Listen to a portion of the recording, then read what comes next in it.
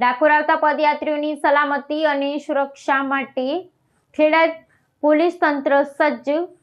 ડાકોરમાં 2145 police જવાનો, 150થી વધુ CCTV કેમેરાની વોચ, બીડીડીએસ, ક્યુઆરટી, એલસીબી અને એસઓજી ટીમની સખત નિગરાની હેઠળ શ્રદ્ધાળુઓ કરશે રણછોડરાયના દર્શન। 18 પોલીસ સહાયતા કેન્દ્રો યાત્રીઓની સહાય માટે 24/7 કાર્યરત રહેશે। ડાકોર ખાતે જે ફાગણી પૂનમનો ઉત્સવ ઉજવવા જઈ રહ્યો છે તેમાં પોલીસ તંત્રની તૈયારીઓ પૂરી થઈ ગઈ છે। આપણે રાસ્કા મહેમદાવાદથી શરૂ કરી અને ડાકોરનો લગભગ 55 કિલોમીટરનો જે રૂટ છે જ્યાં પદયાત્રીઓ ચાલતા આવશે એ સમગ્ર રૂટ આપણે પોલીસ બંદોબસ્તથી સજ્જ કરેલ છે। તમામ પોઈન્ટ ઉપર ફિક્સ પોઈન્ટ અને ક્રોસ પેટ્રોલિંગ રાખવામાં આવ્યું છે જેથી કરીને યાત્રાળુઓને કોઈપણ પ્રકારની મુશ્કેલી ના પડે। સમગ્ર રસ્તા ઉપર તેમજ ડાકોરમાં કુલ મળીને ટોટલ 18 જેટલા પોલીસ સહાયતા કેન્દ્ર બનાવવામાં આવે છે જેના પર પીએ સિસ્ટમ દ્વારા લોકોને માહિતી આપવામાં આવશે। સાથે સાથે જો કોઈ પોતાના પરિવારથી અથવા તો પોતાના સંઘથી વિખૂટું થયું છે તો એ પોલીસ સહાયતા કેન્દ્ર ઉપર જઈ અને ત્યાં પોલીસની મદદ લઈ શકે છે।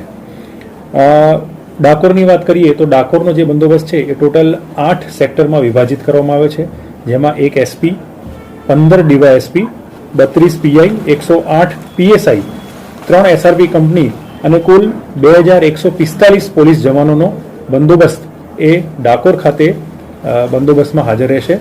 આ વર્ષે સરકાર તરફથી 2 ડ્રોન ફાળવવામાં આવ્યા છે એટલે આ 2 ડ્રોનનો ઉપયોગ પણ બંદોબસ્તમાં કરનાર છીએ। ડાકોરમાં વિશ્વાસ 2 પ્રોજેક્ટ હેઠળ સીસીટીવી કેમેરા પણ લગાડવામાં આવ્યા છે। એ સિવાય ડાકોર મંદિર પરિસરના કેમેરા ને અમે એક જ જગ્યાએ લાવી અને અમારા કંટ્રોલ રૂમમાં લગભગ 150થી વધારે કેમેરાનું ફીડ અમને સતત 24 કલાક મળતું રહેશે। એની પર અમારી ટીમ સતત ધ્યાન રાખશે। એલસીબી, એસઓજી અને ક્યુઆરટીની ટીમો એ મંદિરની અંદર અને બહાર પણ હાજર રહેશે જેથી કરીને કોઈ પીક પોકેટિંગ અથવા બીજો કોઈ અનિચ્છનીય બનાવ ન બને। આ સિવાય એક અમે વોટ્સએપ નંબર પણ જાહેર કરીએ છીએ કે જેની ઉપર કોઈ પણ રાહદારીને કોઈ પણ પ્રકારની તકલીફ હોય અથવા તો કોઈ પણ પ્રકારના પિક્ચર્સ અથવા કોઈ માહિતી મોકલવા માંગતા હોય તો એ એની વોટ્સએપ ઉપર મોકલી શકશે।